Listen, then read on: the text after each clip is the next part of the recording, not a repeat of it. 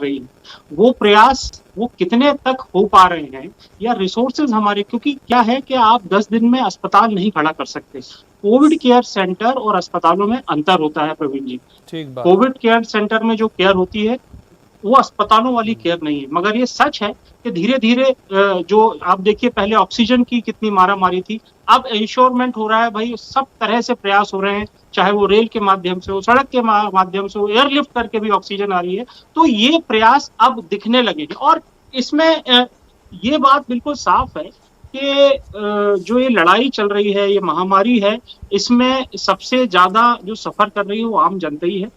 इस बात में कोई गुरेज कहने में नहीं है कि आज भी जो व्यवस्थाएं हैं वो हमारी डिमांड से कम हैं, क्योंकि आप अस्पतालों के बाहर जब जाके देखेंगे तो वाकई वो जो दृश्य हैं वो बहुत डरावने वाले हैं। मगर जनता को भी संयम रख के काम करना होगा। और क्योंकि आप ये देखिए, जब थोड़ा सा हम जिसको बोलते हैं रिलैक्सेशन मोड में आए थे, आप जनवरी फरवरी के थोड़ा सीन घुमा के देखिए अपने जहनों में, तो हमने जो प्रिकॉशन लेने थे, भाई सरकार तो कह रही है कि आपको मास्क लगाना है, 2 गज की दूरी रखना है, सब करना है, मगर ये हमने यानी जनता ने इसको थोड़ा सा साइड में रख दिया था। और हम ये एंटीसिपेट नहीं कर पाए कि जो दूसरी वेव आएगी वो कितनी भयावह होगी। उसके लिए हम तैयार नहीं थे, ना हमारा सिस्टम तैयार था, ना हमारी सरकार। देश नहीं कर पाया एंटीसिपेट, तो देश नहीं कर पाया। मैं वही बोल रहा हूँ। और आज की डेट में जो स्थिति है प्रवीण जी, उस पर 2 लाइन अगर आप बोले तो कहना चाहूंगा कि इसका जो सोल्यूशन जो है वो अब केवल इन 2 लाइनों में है कि दुनिया भर के घरन में घुस गओ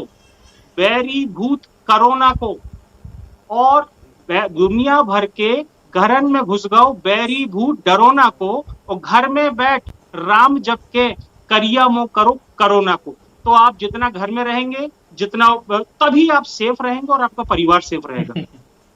बहुत बढ़िया, ठीक बात, बहुत अच्छी बात आपने कही।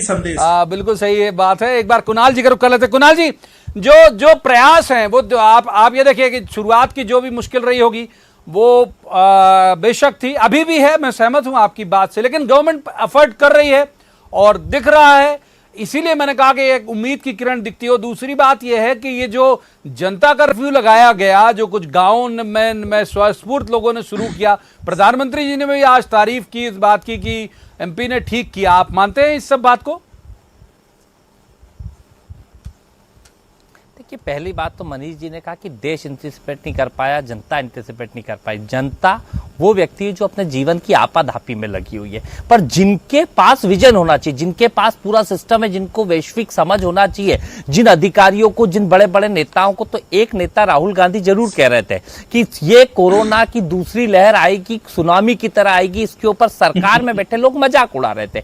देश के अंदर प्रधानमंत्री, मुख्यमंत्री बड़ी बड़ी सभाएं ले रहे हैं, बड़े बड़े चुनाव करवा रहे हैं, बड़ी बड़ी बातें कर रहे हैं, नमस्ते ट्रंप से लेकर बड़े बड़े कार्यक्रम कर रहे हैं, तब जाके जनता को लग रहा है कि ठीक हुआ।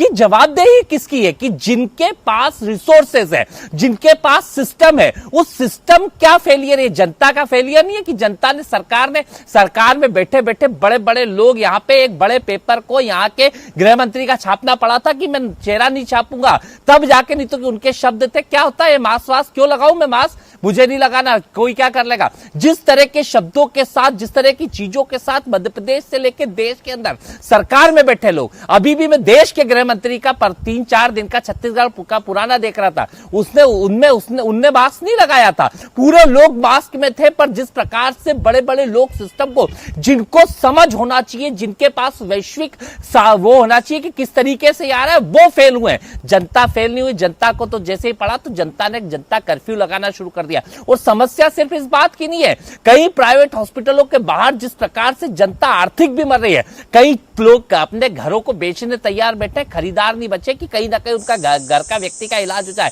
एक व्यक्ति आईसीयू बेड से लेके कहीं ना कहीं वेंटिलेटर ढूंढने में जिस तरीके से दिन रात परेशान हो रहा है, कहीं ना कहीं वेंटिलेटरों के नहीं मिलने से जिस तरीके से लोग मर रहे हैं, और यहां पे बैठ के सामने वाले हंस रहे हैं, इनको हंसी आ रही है कि लोग मर रहे हैं और इन्हें हंसी आ रही है। मौत पे उत्सव मनाना, अरे हंसी आ रही है जी, आपको जवाब ले लेते हैं, जवाब ले लेते हैं। राहुल गांधी चुनौती दे रहे थे भाई, तैयारियों को करना चाहिए था, ये तैयारी करनी चाहिए थी।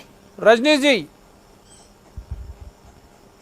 नहीं, मुझे तो हंसी आती है जब ये राहुल गांधी की बात करते हैं तो हंसी आती है।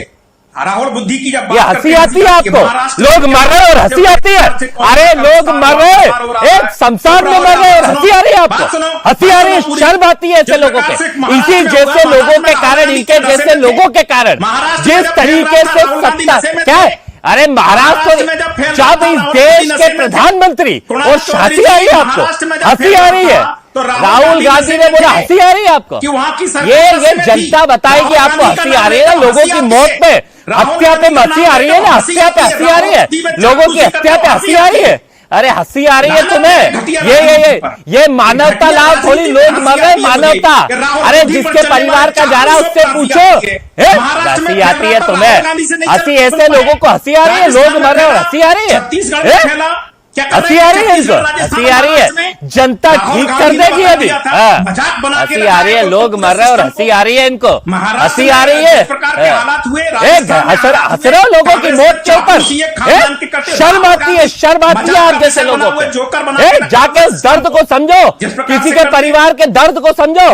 हंसी आ रही है बड़ी इनको, हंसी आ रही है, हंसी आ रही है इनको। यहाँ पे लोग मर रहे और हंसी आ रही है इनको, लोगों को बेड नहीं मिल रहा, हंसी आ रही है इनको, हंसी आ रही है तुमको। पहले देश के अंदर बताया तब तय करना था, अरे क्यों नहीं करी ऑक्सीजन की व्यवस्था? कहा गया पीएम के हस्बैंड? इस देश की उस बच्ची ने अपनी गुल्लक, अपनी बच्ची ने गुल्लक और कहा से दिया, उस बच्ची को आपके पास भी आऊंगा, रजनीश जी आपके पास भी आऊंगा। मनीष जी का रुख कर लेते हैं, तीसरे मेहमान को बहस में इन कर लेते हैं। मनीष जी, जो तस्वीरें हमने दिखाई, कल से दिखा रहे हैं, जो बुजुर्ग लोग इतनी 90 साल के, बल्कि 90 पार वाले लोग भी यदि ये इस तरह से रिकवर कर जा रहे हैं, तो जो पैनिक लोगों के मन में है, जो कोरोना होते ही जो आदमी आधा डर से मर जा रहा था, वो उनको तो संबल मिलेगा कि भाई ये लोग